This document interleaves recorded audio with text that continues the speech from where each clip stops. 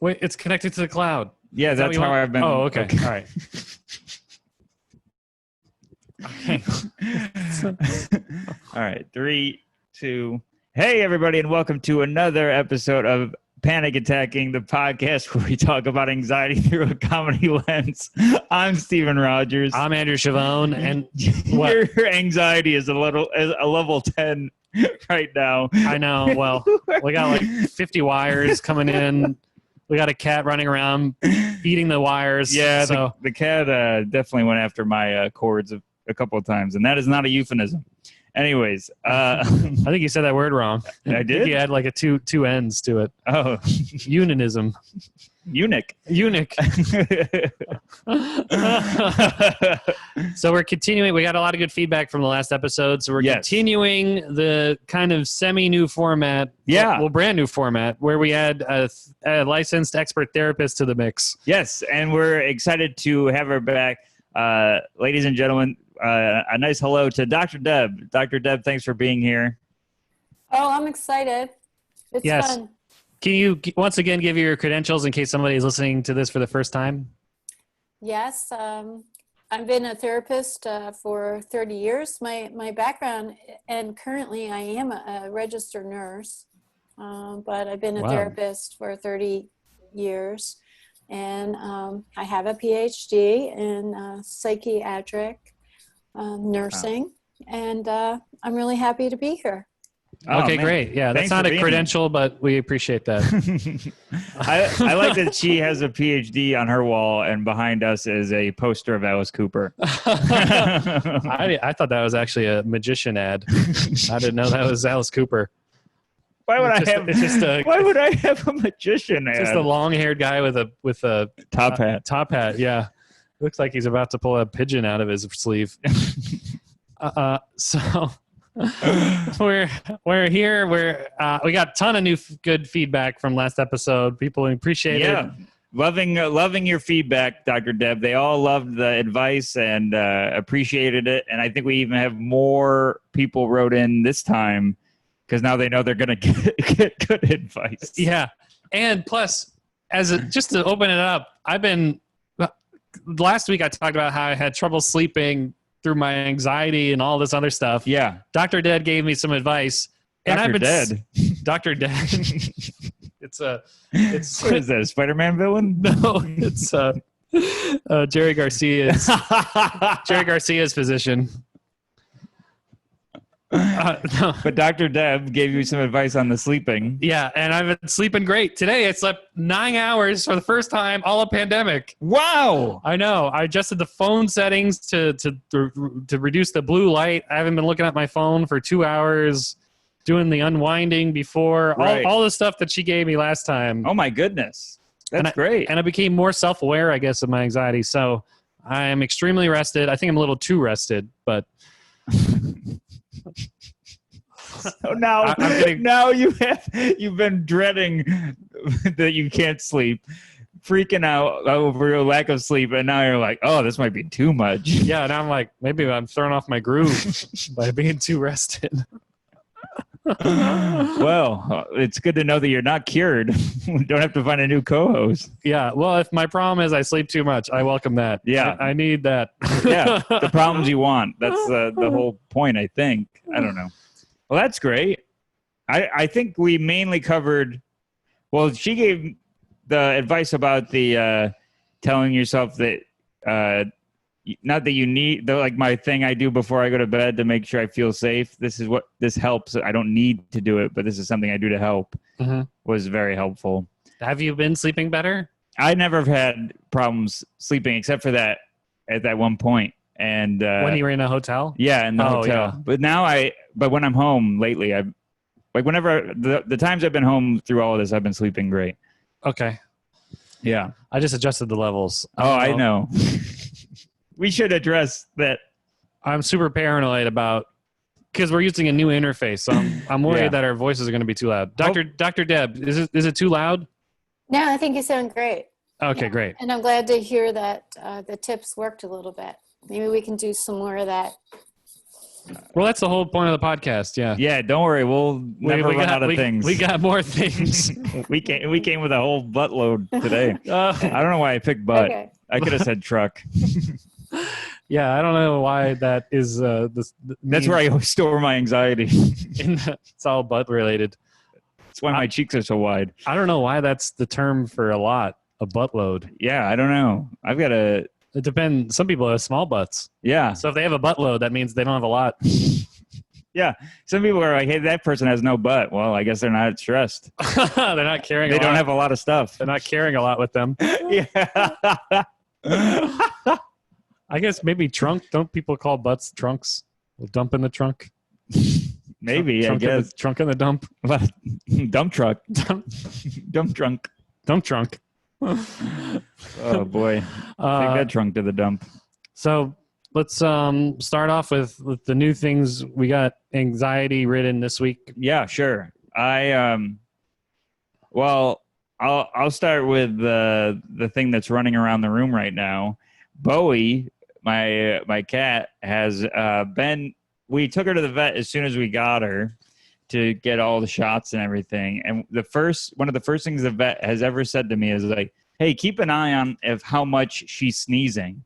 If my she's God. sneezing a bunch, you might want to take her in." Because that means she has cat scratch fever. do do do. Do do do do do do. The vet sings you the whole song. Well, I'm sneezing lots around. I'm a cat who has his shots, but I might be sneezing for no reason. Oh boy. This is the sneezing season. Anyways, she's been sneezing. Now every sneeze, I'm like, oh boy, here it comes. And she is sneezing a bunch. Like sometimes it's like, I don't tally them, but it's a lot in a row, more than like a human would do. Mm-hmm. Like, there's people that sneeze in threes. I think she sneezes in 11s. And it's like freaking me out. Now every time she sneezes, I'm like, oh man, she's got something. So the second time we took her to the vet to get the follow-up shots that a kitten needs, I'm like, hey, sneezing a lot. Uh-huh. She might have that thing you're talking about. And she's like, all right, look out for like watery eyes and like maybe like snot that's a different color. That's funny because that's what happens when I'm around the cat. My cat allergies make me. Yeah, you have a cat illness. Yeah, The cat is transcribing its disease onto my face. Transposing, I mean. Transcribing is when if the cat is writing its disease on my she's face. a stenographer, and she had snot recently, and this Ugh. won't get graphic, but Too late. But they said if it's yellow or green, bad. Mm-hmm. It's the opposite of traffic. But I think red's the worst. Yeah. But so she's like, if it's yellow or green, make sure we know about it. Let it mellow. If it's brown, you're on the wrong end. If it's brown, flush it down. So she had snot come out. I had to like take it like a paint sample and like compare it to white backdrops to make sure it was like yellow. You put her in a paint can and shake her up. Yeah, I'm like bringing her to Lowe's. And it seems yellow. So I got a vet appointment, and she's very congested. Like when she's breathing, you can hear like stuff is in her. Ugh. And she's like wheezing and stuff, and I'm like worried about her. But then she runs around no problem, and she's doing fine at other times. And I'm like, I said to Caitlin, I'm like, hey, I think we got to take her to the vet again. It's something. And Caitlin's like, sure, whatever makes you feel better. And I'm like, wait a minute, is my hypochondria now in the cat? Am I thinking anytime the cat does something that am I projecting my hypochondria onto this cat? Well, this whole thing makes me sound like when people have their first kid. They're always worried if. Well, that's what my dad said. I'm like, Oh man, the cat. I called my dad and I like put the phone up to her lungs. He's like, "Yeah, you sound like a new parent." And I'm like, "Well, do I cancel the vet appointment? Because I don't care about making myself feel better. All I'm worried about is the cat being healthy. Yeah. But is this about me or is it about the cat?" Well, And the I'm vet freaking appointment out. is tomorrow. You're out of that 24-hour window. Well, yeah, but it's a it's a walk-in thing. Like it's scheduled walk-in, and What's an appointment? that's what I thought. What is going? What? You Yeah, just I tell don't- them you're planning on walking in from this time. She's like, "You're a walk-in at 2:00." I'm like, "What?" And she's like, "And the appointment might be an hour and a half. Like that's gonna."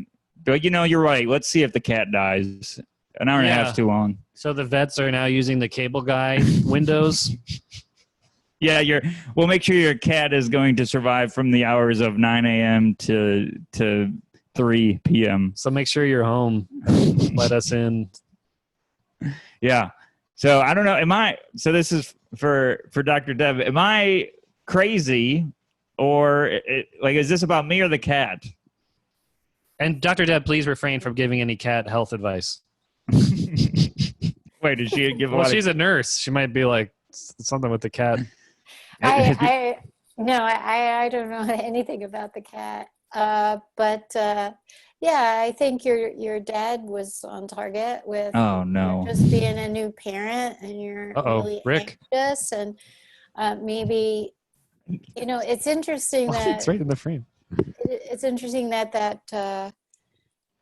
other vet put that seed of worry in your brain, like watch her breathing. Right. So you have that. It's true. seed Yeah. of This guy's worry. just planting seeds to get his kids to college. Siphoning money out of you. Like, hey, if it Now- starts now you're purring, you really being- want to call us. Yeah, the cat Yeah. meows. You might want to take him in 3 times in a row. Exactly. So now you're being what we call hyper vigilant. Right. Watching everything, but the issue is you don't know what the normal status is for a kitten, right? True. So everything you see is again a trigger for you to begin to feel anxious. And Right.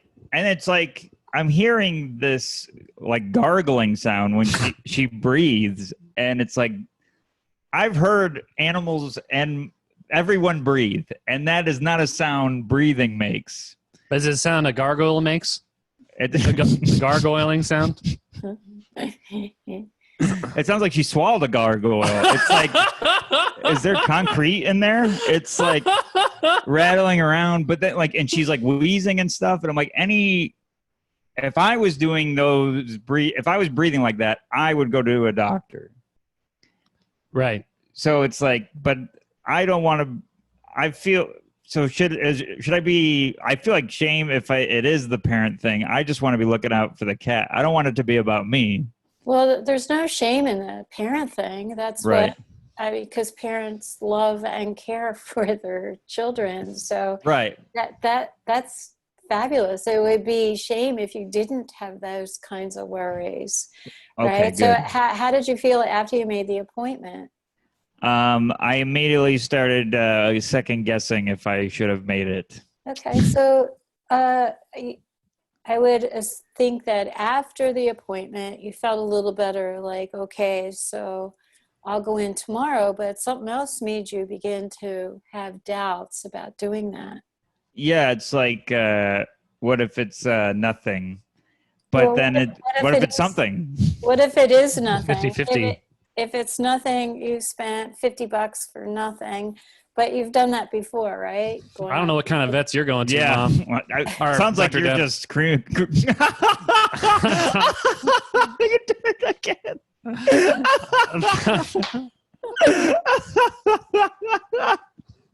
Oh my god. I don't. Yeah, $50 for a vet. I've wasted $50 on a comedy festival. But they reject me immediately. This cat is not a. This cat's gonna cost me. I don't care what it costs. But I know it'll be more than that. Oh, But it's okay. like, It's going to cost you a mouth and a nose. yeah, it's gonna cost me a whole cap. Well, I would look at it this way. I would go to the appointment and look at it like you're paying for a consultation. Mhm. So what you need to do is not ask what's wrong with the cat. Ask the vet to explain to you what's normal about this kitten and the breathing. Oh man. And looking at the cat right now, it's running around, jumping around. It's obviously it had something wrong with it, wouldn't it? Right. Moping around and sleeping, but I don't know anything about cats. But I don't think, like, it's not my first animal, but it is my first situation where I'm in charge of the vet going. So I think that might be part of it, but I don't think I'm crazy. Like, I know that something's up, but it could just be allergies or something, but I don't want to be that guy that's always taking to the vet, and I don't want to be so much I don't want to be a helicopter pet parent. Well, I guess this is my own advice. When I used to have a dog, which my mom now has. Yeah, we should talk to your mom sometime. Who's not a doctor at all. When I used to have a dog, when I would go to the vet doesn't charge you by the hour. Right. You have the whole slot. You have their whole time. So I would just ask the vet everything about the dog. Yeah. What if the dog did this? The dog does that. It eats this. What can it eat? I would just, like, every thought I had, I would just not let the vet leave. Okay. Because I didn't know anything about dogs. So I would just ask them so many things. And then they want to help a dog, so they're not going to not answer your questions. It's funny. The vet does ask on the phone, because that right now during this pandemic, I don't see the vet. They call me on the phone and tell me everything.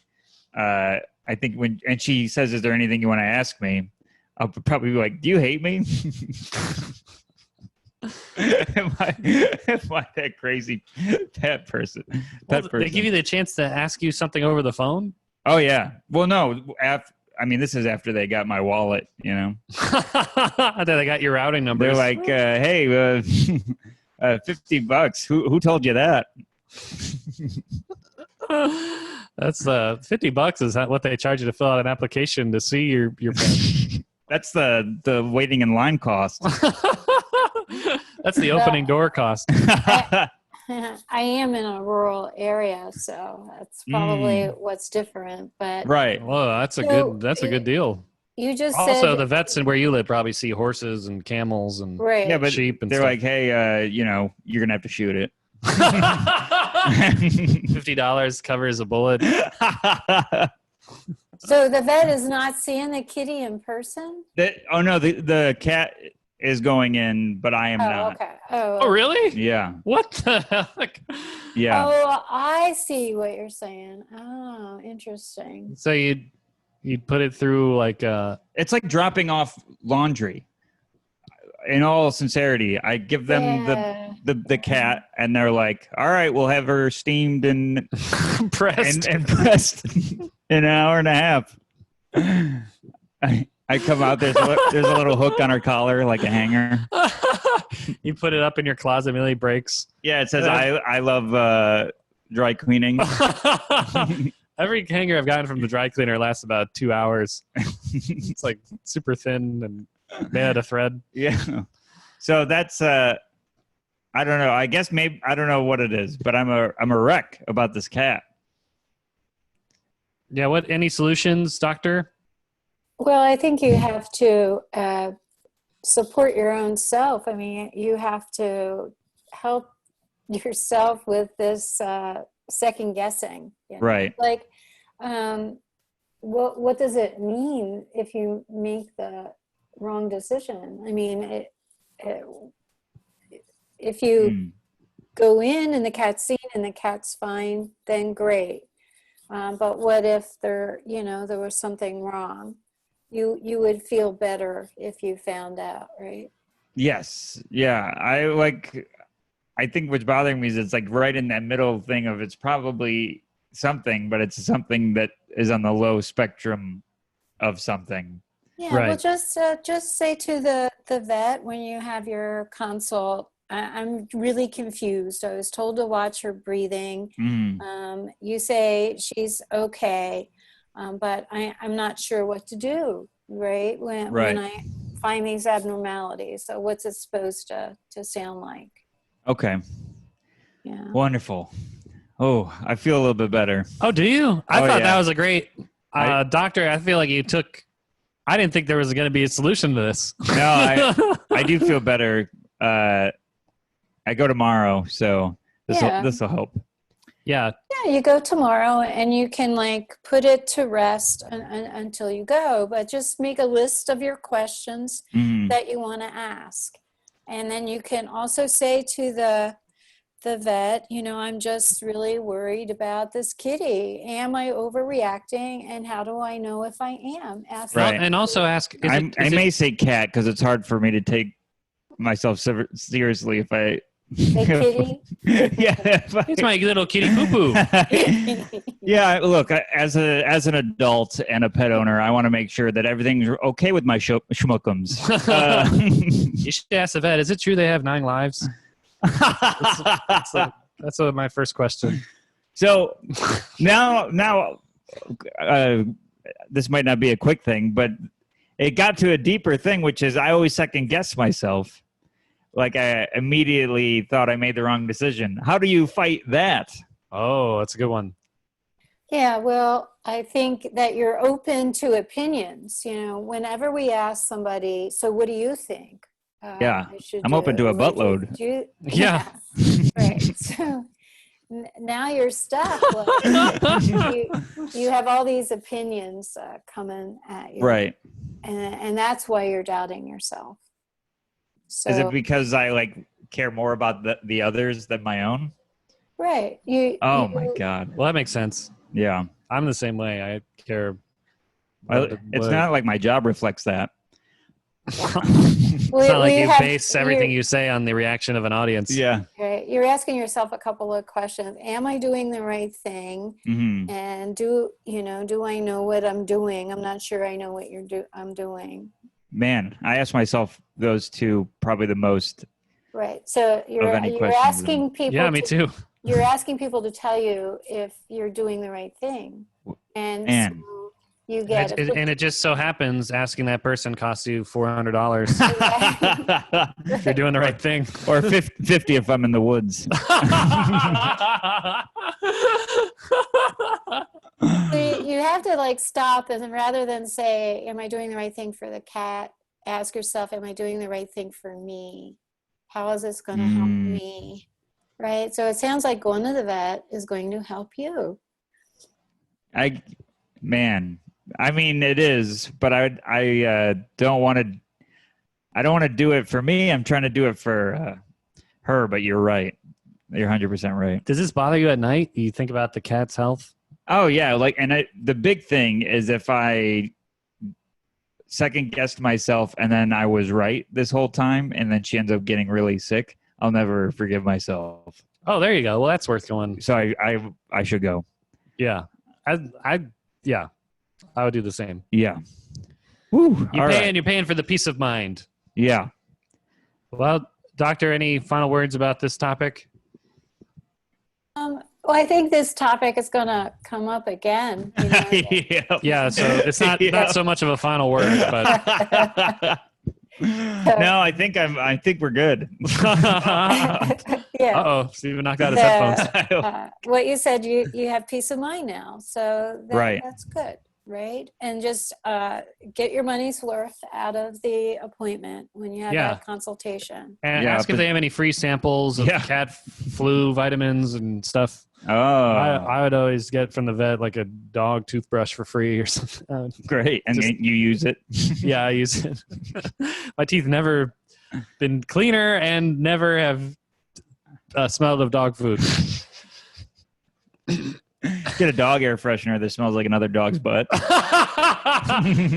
All the dogs in the neighborhood would follow me around. Oh, that smells like a dog's butt. So what's going on with you? All right. So it's been a crazy week. Wednesday's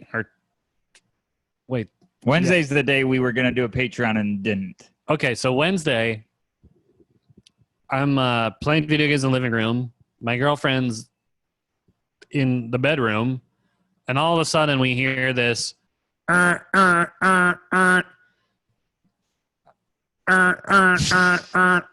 like, oh, she'll take care of it. I'm like in the middle of a video game. I can't save right now. So she comes in. The carbon monoxide alarm's off. I'm like, oh! But I'm still almost done with the game. So she yells at me. I'm like, all right, fine. I put down the game and I come out, and I never had this happen before. Carbon monoxide. I know it's deadly. I know what it is. Yeah. I never had it in my house. So I look online and immediately I look online and it says, first of all, open all the windows. I'm like, oh, why didn't I think about that myself? Open all the windows. Step 1, save your video game.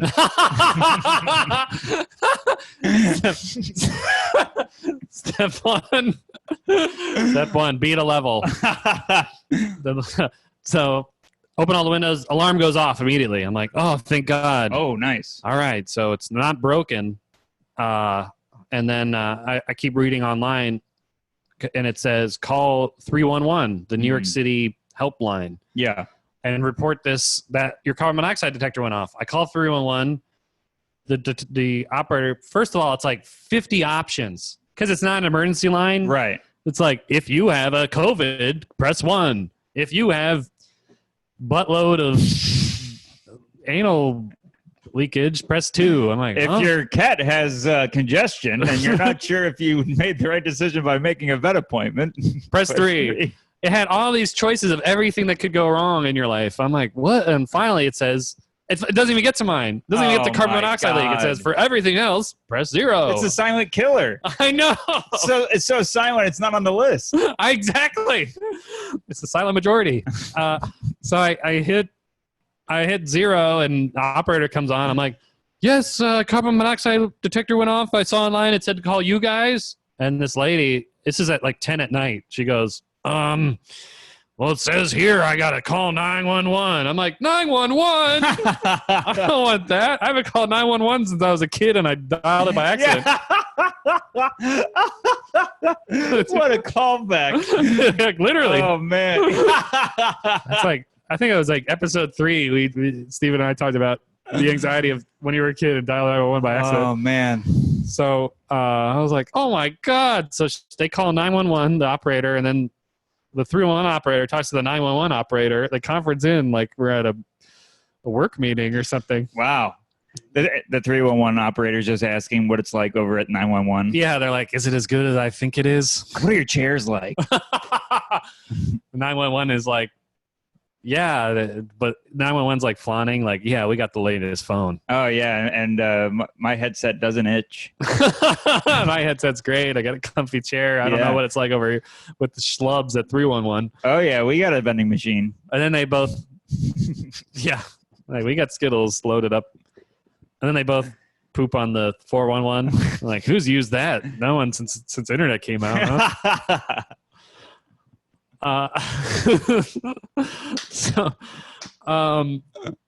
So the 911's on the line. They're like, and then 311 is basically talking for me. They're like, this guy called. He had carbon monoxide. They're like, whoa, where is he? They're like, he's here. They're like, I'm like, has this never happened before? Has this never? What is going on? Am I the first person in New York City that have carbon monoxide? Man. So I call, so they're like, okay, we're going to send a fire department over. I had to give them my address. Oh, my God. And when a fire truck goes through Astoria, everybody knows about it. Oh, my God. Anywhere in New York, because the streets are so thin. Yes. That it takes up the whole street. Yeah, the lights, blocks traffic. The lights are in your window. The lights illuminate. Every Windows house looks like a disco. Yeah. It's like red, white, blue, blue. Looks like they're playing Simon in their own house. So, yeah, it's like, I'm like, oh, my God. I thought in my head, I'm like, no way they're going to send a fire truck. Maybe it's going to be one. Yeah, they're just send the 411 guy. You've got nothing to do. The 401 truck's just a beat up Geo, like a beat up car. Gremlin. It's a Gremlin. It's a Euro, or what was that car from Nora and Infinite's playlist? Oh, I don't know. It's a Hugo. Oh, Hugo. Hugo. The one from the USSR. But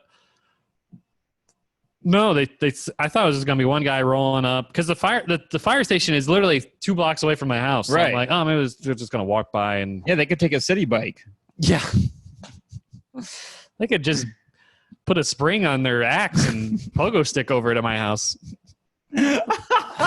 Like But no, I hear like literally 10 minutes after, or 2 minutes after I hang up the phone. I'm like, no way, that's for me. It sounds like your cat. It sounds like your cat after a sniffle. No, it's a little. Yeah, the gurgling.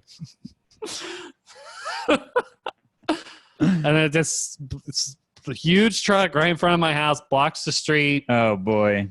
This I open the door, I wave, it's me, I'm here, I'm the fire department, I called you guys. God. And at the time, the subconscious, I'm like, I'm dizzy, I'm poisoned, I'm like, Right. You think you have the poisoning? yeah, I feel lightheaded. I'm looking up the symptoms. I'm like, I have these now.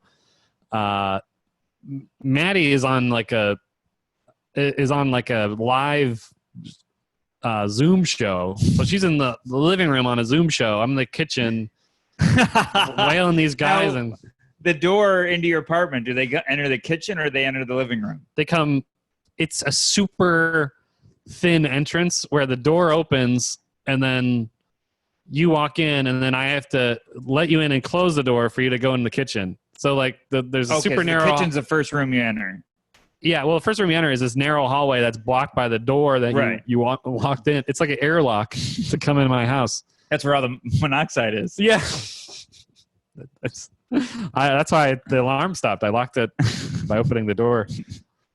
So this guy comes, this chief walks out of the truck. The truck is fully loaded with guys. I'm like, maybe they just came out of another trip. Yeah. The chief comes in. He looks like if you cast a chief in a sitcom or something. He looks Irish, beat up, like he's been. It's like the cast of Rescue Me walked in. He does. He looks like the chief from Rescue Me. Yeah, is that Lenny Clark? No, but Lenny Clark was a firefighter in that show. Well, this guy looked like Lenny Clark. This guy looked exactly like Lenny Clark. He comes and starts roasting you. Yeah, I'm like, yeah. He's like, what's the deal with this house? Thin hallway? Man, this door blocks the whole place. 311 said you called them first? I got some 411 on the 311.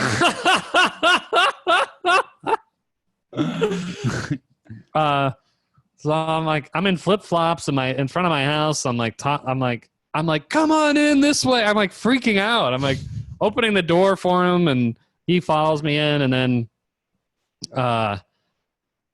he's like, I'm like, it's over here. It's the oven. And in New York City, you have box pickup once a week. Yeah. And we ordered a bunch of stuff on Amazon. So our living room is filled with boxes because we haven't been able to. In New York City, you can only put out your boxes right once. You get a ticket if you don't do it right. Yeah, if you put them out too early, you get a ticket. So until the pickup day, you're just living like a box person. The box bandit. Yeah, so we have these tons of boxes, all the furniture we ordered, and we ordered paintings and stuff. And yeah. It's piled up next to it looks like I'm a hobo with a house. With a house. I feel so embarrassed about all these boxes in my house. And then like I'm cleaning the kitchen, like, it said to before even the fire department came, it says, go outside and wait for him. But I spent the whole time cleaning my kitchen because I was self-conscious about what a firefighter would take in my kitchen. So I spent like doing the dishes. I'm wiping the counter. I'm cleaning the stove because I think he's gonna, he's gonna look at it. So finally cut to I'm in the kitchen with all the boxes. The fire chief, he has some gizmo and he's like, yeah, there's carbon monoxide coming out of here. I'm like, oh my God. He's like, were you cooking? I was like, I was cooking, but 2 hours ago. He's like, well, I could have been that, but I'm getting a signal out of here. I'm like, oh. He's like, well, and then all of a sudden he's like, he walks me outside, and I have to let in literally 7 other firefighters. I have to hold the door open. Those are the guys just to move the boxes. Yeah. They have to move out of their firehouse, so they're just taking the boxes. Literally, like one guy, 2 guys. One guy's holding an axe, another guy's holding a pick thing, another guy's holding some kind of gizmo. Do they know it's for monoxide? I assume that's what the chief told him, but I'm like, So now I got to open the door, the airlock door, let them in one at a time, so that because my I can't, God. the hallway can't fit them all. It looks And like an they're assembly line. They're like, hello, yeah, and all these guys are like really handsome. Oh, Maddie, like did Maddie see him? Chippendales. No, they're just doing the other. I was like, thank thank God. God, yeah. Don't look at these guys. These guys are. I couldn't. I was like staring at their face. They're like, Oh, wow. chiseled superhero faces. Keep coming. Really, it looked like I was like, wait, you're wasting your talent at the fire department. You got the whole calendar in your kitchen. Yeah. Like, shouldn't you pose shirtless with an axe around your shoulder? Yeah, you guys have more equipment than I remember. Usually you guys are just wearing underwear. I'm like lost in these people's beauty. Eyes. Yeah. And they're all these people are these 7 firefighters. They're in my kitchen. I'm like, thank God I wiped down the counter. That's my first thought. And then they're like, you're using a box to block your to fuck what? your excitement. Oh, my pelvic excitement. Yeah. You brought your own pick. Sir, we're gonna have to ask you to remove that axe. That's no axe.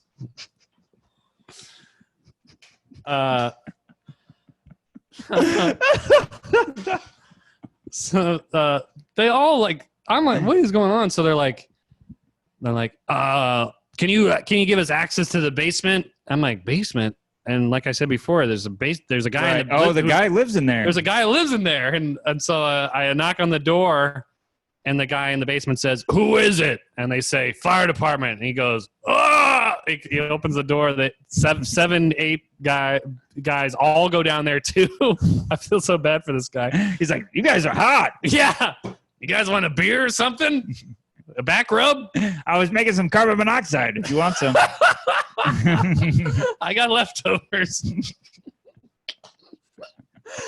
So they all go down there and they all come back up. It's not from down there. I'm like, crap. I was hoping it was. Oh man, is your landlord coming to the picture here? She's not home. She's upstairs. Oh man, Yeah. Thank God. So so they're like, okay, we're gonna unplug the stove and Con Ed's gonna come here and examine your stove. I'm like, okay, great. So then they say that, and then there's this awkward moment. We're all standing in my kitchen looking at each other, and I'm like, do I have to tip these guys? It was like such a weird. Well, usually when they're dancing at the club, you do. You have to put it in their G-string. Yeah. You hire them for a birthday. Like I'm like, what do I never had a fire department in my house ever, dude. I know I tip a moving guy and a delivery guy. These people are carrying axes and wearing helmets and stuff. I feel like if out of anybody I got a tip, it's these guys. So then they go, it felt like an awkward first date. They're like, all right, so we'll see you later. And I have to open the door for them. They all leave. And I'm like, the whole time, I'm like, should I have paid them? And then I'm like, but no, I pay my taxes. I mean, isn't that what you're supposed to do? I've never heard of anyone tipping a firefighter. Well, I haven't. I just told myself, because they're already gone. I was like, shouldn't be a thing. That shouldn't exist. I was like, but maybe that's why all 7 came in. Like, why would all 7 come in? That's a buck of firefighter. Yeah. They want to increase their tipping by all coming in. I'm like, what is going on? So I tell the basement guy. The basement guy comes up. Oh, that scared the crap out of me. I was watching a documentary about firefighters. I swear to God. I'm like, what? Whoa, 3D. Yeah, I was like, what documentary were you watching? What is? But it was interesting about how you should really tip them, but nobody ever does. So I'm like, well, they said Con Ed's going to come by in 20 minutes. They might want to come down there. He's like, okay. So 20 minutes later, it's Con Ed, Chuck. He sounds like the receptionist for 311. Yeah. Maybe that's who I was talking to. It's him. That's why I didn't know what to do. That's why he was watching the firefighter documentary. He wanted some background to what happens when you call for 911. So the Con Ed guy who's like the utility natural gas truck pulls up. This guy walks out, no mask. Neither did the firefighter. No one had like any COVID preventions. No one was wearing a mask. So this guy, no mask, Timberland boots, steps in and he's like, yeah, were you cooking? I was like, yeah, but like 2 hours ago, there's no smoke. He's like, okay. I was like, yeah, so do you want to look at if there's any leaks? He's like, I don't do that.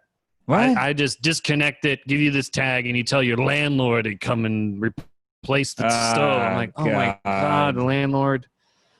This kook. Yeah. But so then he's like, I'm going to have to check out the basement. I'm like, okay. So I knock on the basement door. The guy, same thing. Who is it? I'm like, it's Con Ed. Like I said, it was going to come. Okay. Guy comes in, comes out. Only in your house.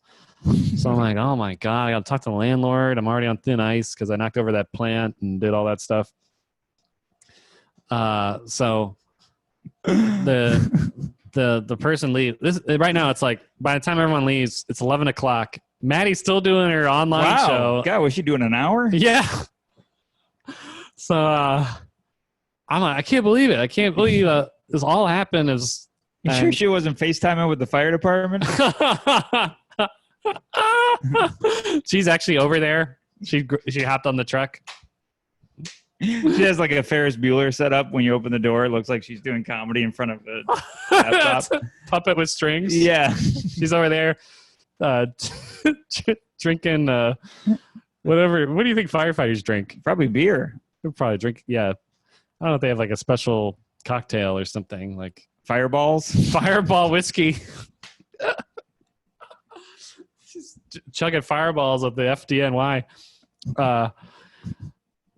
So then the end of it is I'm like super scared to tell the landlord. I'm like, maybe I could live without the oven. I'm like, maybe we have a microwave. Yeah, we have a microwave. It's pretty hot outside. I could grill some eggs out here. Just fire up an engine block and cook a breakfast. I don't need a stove. So Maddie, she finally gets on the Zoom call. She comes out. She's like, whoa, what's going on? I was like, you missed everything. There's a fire department.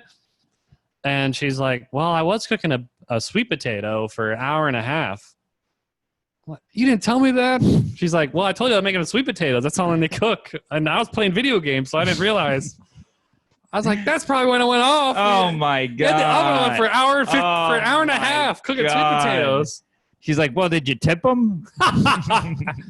Did you get their numbers? So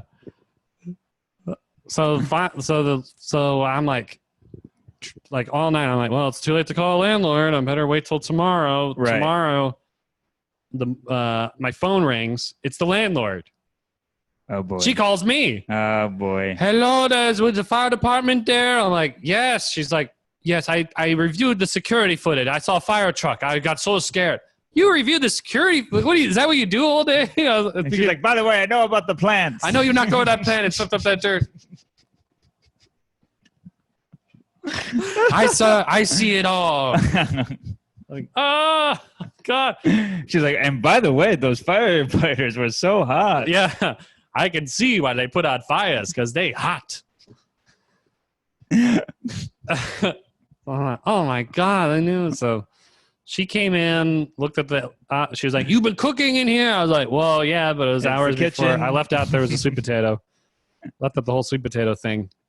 And she's like, she puts on her son, I think, on the speakerphone, and he's like, "You were cooking, weren't you?" I was like, "Yes, I was cooking, but."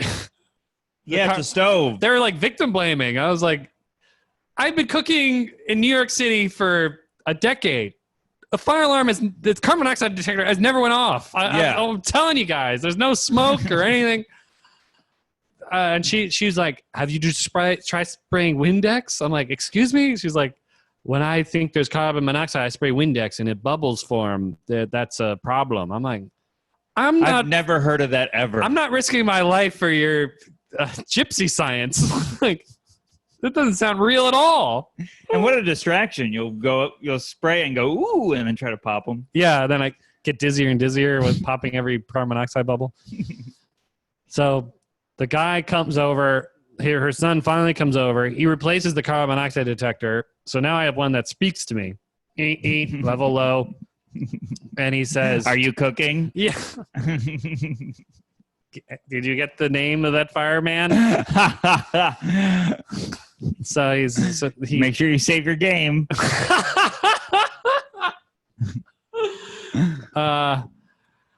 So I feel like there's multi parts to this story. I feel like I unloaded a lot on the doctor, but all he did was just tell me to cook with the windows open, and he just turned the oven back on. Oh boy. He didn't do anything. But probably was a sweet potato. Anyway, Dr. Deb, what can you unpack from this tale of woe? Well, it didn't seem, well, one good news is it didn't seem very long before the fire department got there. So that should be reassuring. Yeah, I do live 2 blocks away. Oh, but still, with all the demand that's going on, that's good. Yeah. Yeah, So, when I good think point. I have a COVID symptom, I call the fire department. They put a hose in my face.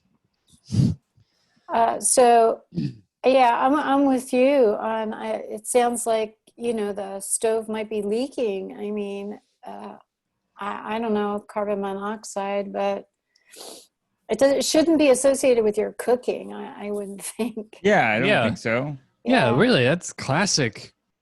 Yeah, Like, so- put it all on me. It's not my stove. It's you. But Yeah. we did cook that sweet potato. Yeah, but I don't know why you would get carbon unless there's no fan in the kitchen. As part of An cooking a sweet exhaust potato, fan. dismantling the stove. Opening up a couple of gas Yeah, valves. but do you have an exhaust fan for the? We do, but we didn't turn it on. And it is a very, like I said, the narrow hallway leads to the carbon monoxide detector. So I don't know. But anyway, aside from that, what about the anxiety of cleaning your house before a fire department comes? Was that mentally healthy to risk my life to make sure it's presentable? Is he getting rid of like the anxious energy by cleaning? Is that what you're doing? Well, I was cleaning super fast. I was cleaning up a storm. Yeah, I think that's kind of normal. Somebody's coming in your house. You don't want to be judged. I mean, even people without anxiety don't want to be judged about their house. So- True. Yeah, the house is. Yeah, there's Just a don't do it- reflection on you. Just don't do it when the house is on fire. Yeah, Gotta make it look nice. the house is on fire. Got to clean the stove. Yeah. Yeah, I just think,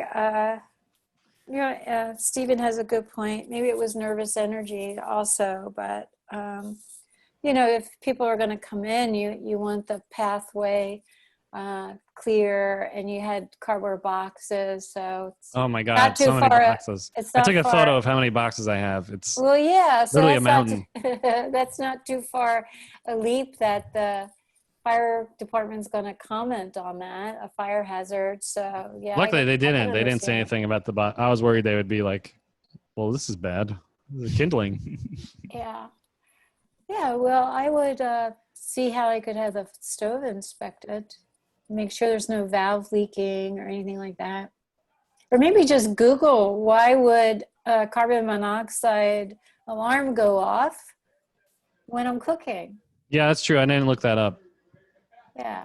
Also, I was missing crucial puzzle pieces here because I didn't know about the sweet potato baking because we never really baked something that long Right. since we were in the apartment. Yeah, well, I don't know if the ovens get really dirty, so I don't know if stuff being burned inside the oven would cause that. So it might be worth a look, or what the Yeah. temperature was of the stove. But there's another question about your landlord reviewing the security footage. Yeah, what is going on? Well, that would be normal, right? I mean, but where are these cameras? I would want to know where the cameras are. Yeah, that person has more issues than I do. Oh, for sure. That's her free Well, time. She doesn't unwind with a movie. She unwinds looking at the street that's outside of her house. Yeah, Well, the street that just- movie. I don't know. That Mean just Streets. It seems like a necessity in New York to have security cameras, but I would just want to know where they are. Yeah. Yeah, I think they're outside of the house. I hope. Yeah. What if Yeah. she was like, Andrew, I've noticed you're doing a lot better on your game. Yeah. You beat that level faster than last time.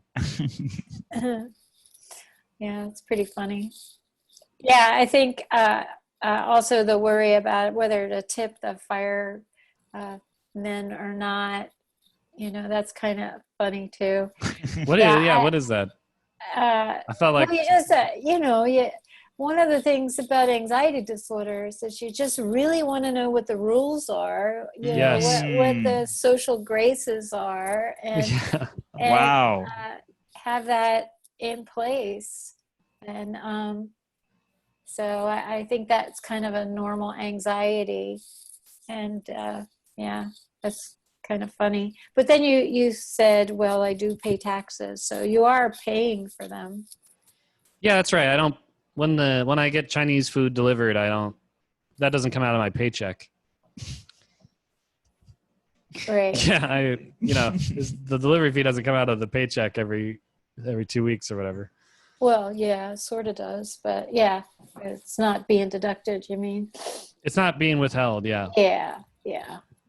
True I mean, that. literally, yeah, it costs money then. Yeah, I know what you mean. Okay, so it looks like we have a lot of listener topics, so we got to get into them now. Yeah, we should, and then we'll wrap it up. And thank you for doing this again, Dr. Deb. We're excited to have you. We have people that didn't write in last time, so this is nice. Our first anxiety topic is from our pal Corey Versus. He said, my wife is increasingly hypervigilant about cleanliness and constantly makes me wash my hands if I handle anything she is about to touch. I have to follow rigorous steps when entering or leaving the house. She wasn't like this before COVID. I'm getting irritable about her rules. Oh, Dr. Deb. What do you think? Yeah, well, COVID is really got a lot of, it's just making us all crazy, isn't it? So, Oh, yeah. yeah. So this hypervigilance about cleanliness, I think that's a normal reaction. But the rigorous steps that might be a concern to sit down and talk about, Corey, with his wife. But the irritability, Good luck. when we have that kind of irritability with another partner's expectations, we want to kind of just reflect on ourselves and ask where that is coming from, So Right. sometimes it is a little bit of ghost from the past on having some kind of expectations. Spooky. But it's better to keep it in the here and now. And maybe he could reframe it as a concern for her worry and get her to talk about her anxiety about the disorder, about the virus. And so talking about that anxiety, and he would be showing her compassion, and that would facilitate that dialogue. Tell me more about what is worrying you, and how I can help you with that. And that's kind of shifting the role a little bit by her setting the expectations, and neutralizes the ground a little bit. Now he's got a little bit of power and control by offering her compassion and talking it out a little bit. And I heard that, in these times you can't control anything, so you like to have a semblance of control. So maybe that's her way of having some kind of control over the things. Oh, by controlling him. Yeah, well, absolutely. So she's worried about the future, So what if we get the virus, or what if you bring it home? Right. And that's normal. I think to worry about the future. And I think, Andrew, you said in the past that with the virus, it's like the past is gone, right? And we can't see the future, so all we have is right now. So controlling that is normal. But I think he can neutralize that by being compassionate with her and say, let's talk about your worries, because I'm sure they share worry like that.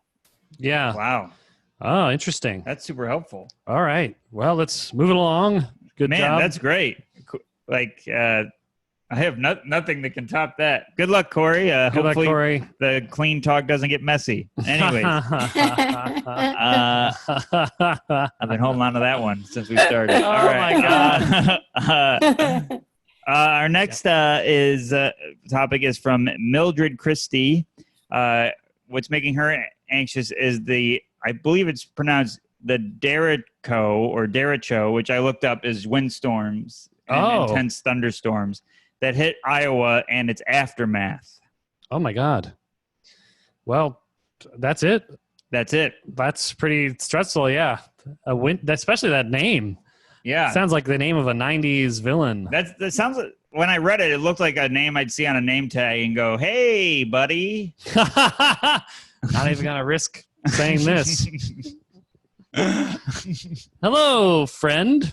Yeah. Well, this is it's a trauma, and it is a real fear.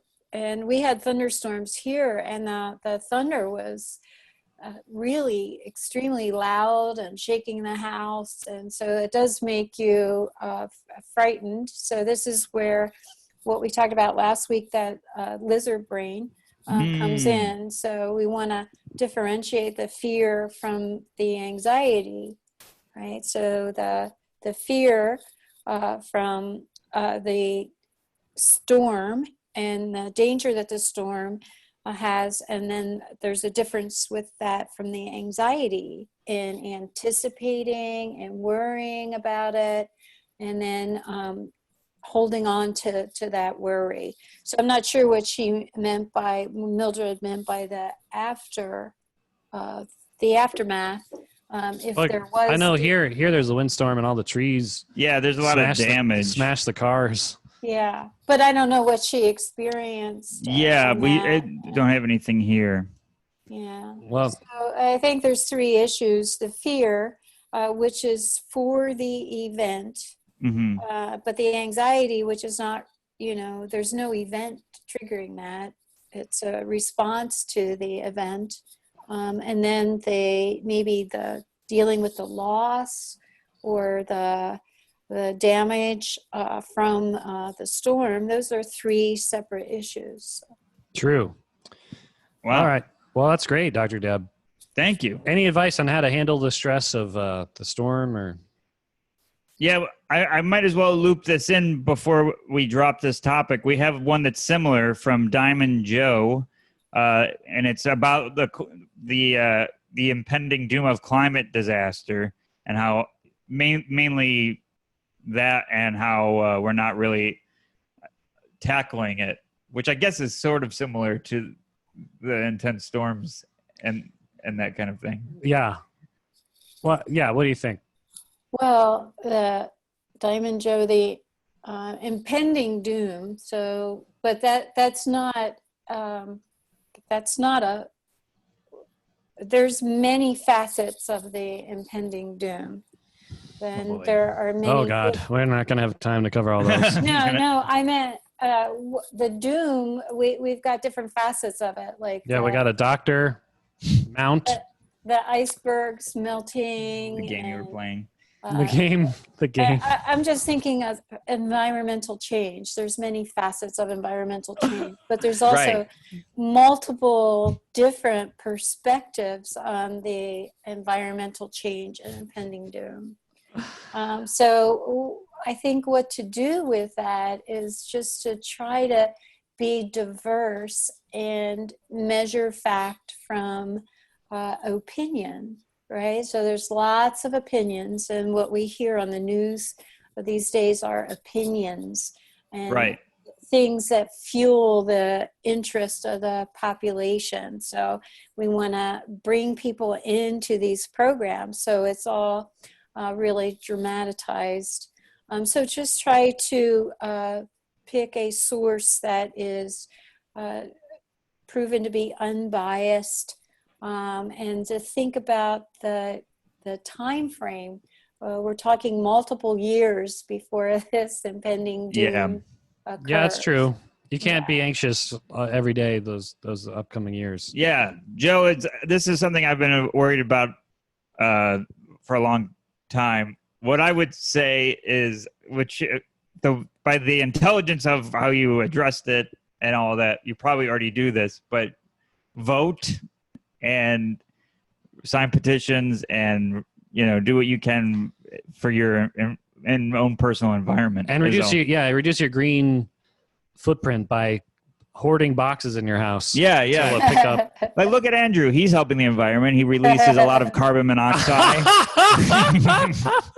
I use up a lot of fuel and fire trucks.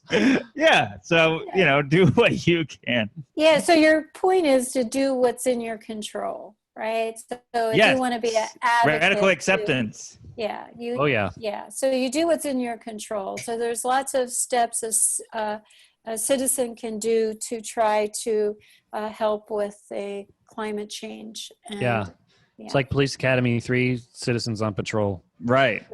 They take the matter in their own hands. Another impending doom. That was the impending doom of that was when you watched that movie and paid for it. Yeah. It was worse than that. It was actually a worse financial decision than going to the vet.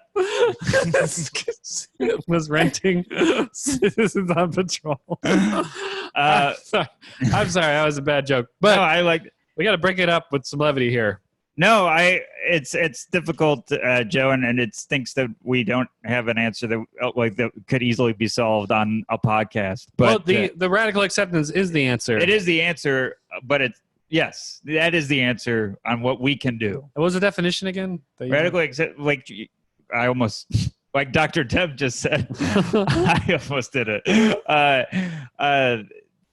I don't want to speak for you, but accepting what you can't control. Is that correct? Well, yeah, but doing what you can can help you have control, right? Oh, that's as great. Well, right.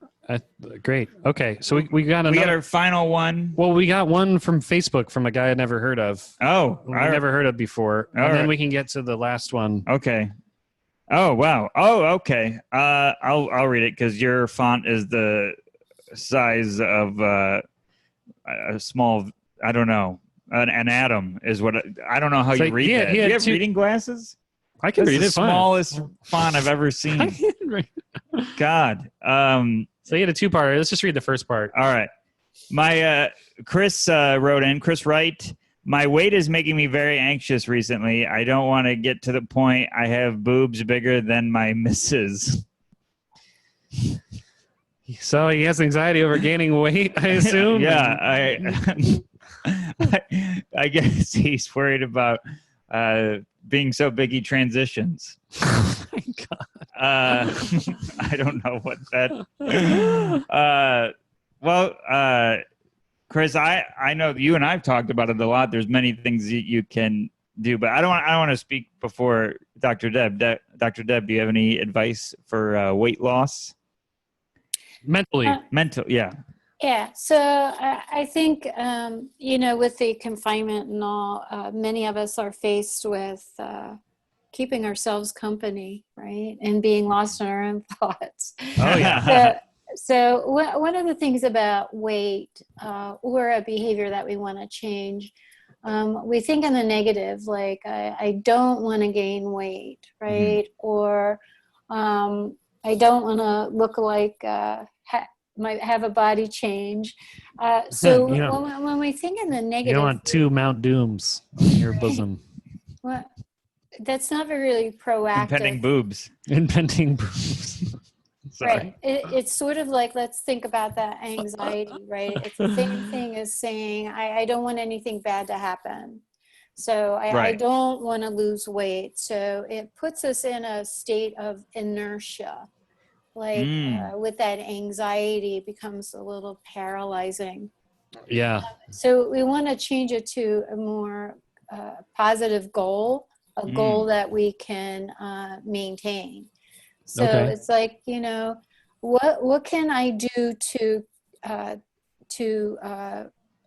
weigh whatever pounds he wants to do? What would be a reasonable weight for him?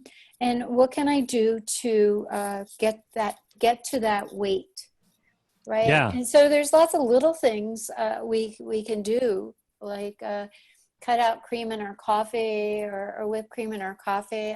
I could do that. Yeah. I also put chocolate syrup and peanuts in my coffee. Yeah. In addition to whipped cream.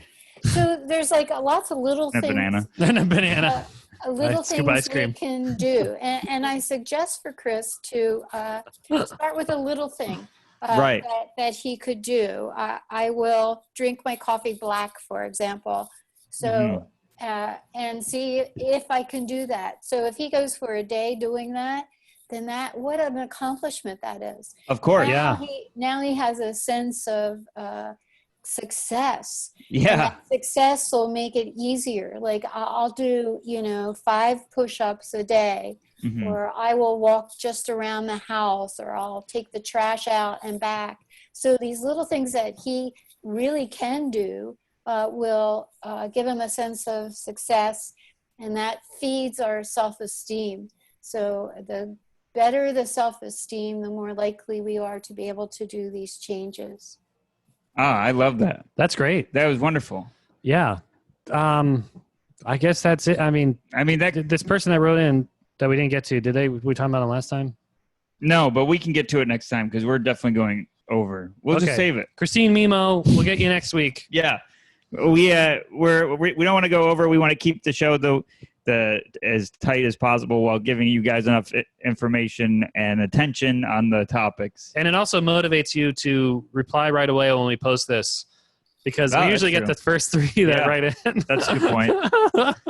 There's another way to look at that. That advice was great. That was way better than anything I had. That advice is fantastic. Thank you. It's true. Yeah. The little steps add up in the long run. What was there's some kind of philosopher that said you can get to one place from another by the first step, No. by taking the first step. Is that that icicle guy in that claymation Christmas movie? He's like, you put one foot in front of the other. One foot. No, that's in Revenge of the Nerds, the song that comes on when they clean the fraternity house. You got to put one foot in front of the other. You got to put the other one down. That was a joke. We both bombed on the same joke. Man. Well, thank you. I think we just had 2 bad references that only us knew basically. Thank you, Dr. Deb, for... You're welcome. Thanks for having me. Would you like to plug anything before we go?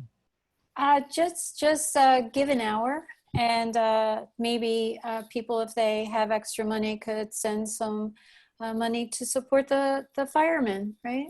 No, yeah. Tip your firefighters, Tip your everybody. firefighters, everyone. Not tip the firefighters, but we still have the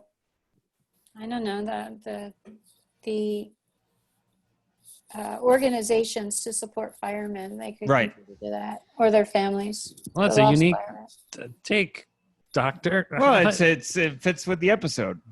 All right, yeah, that's true.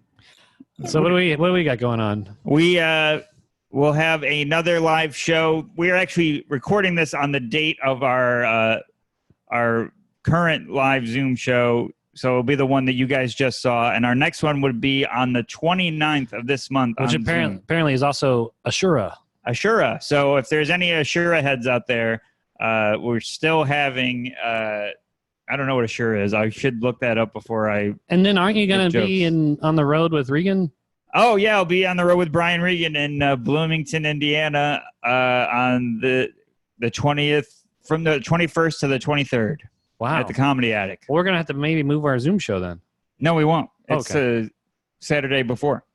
Fantastic. Yeah. So we'll be here. We'll do a live show on the 29th. All right. Well, thanks everyone for listening. We're going to do the plugs and the outro for us. So thank you, Dr. Deb, as always. Yeah. Next time, Dr. Deb and the audience, we're going to have a guest on. We're hoping to. It's not confirmed yet. We're going to keep adding and moving the ball forward with this format. So I think we're ready to have something to switch it up. We're trying, everybody. We'll talk to you soon. Stay tuned for the outro. Stay tuned for the outro.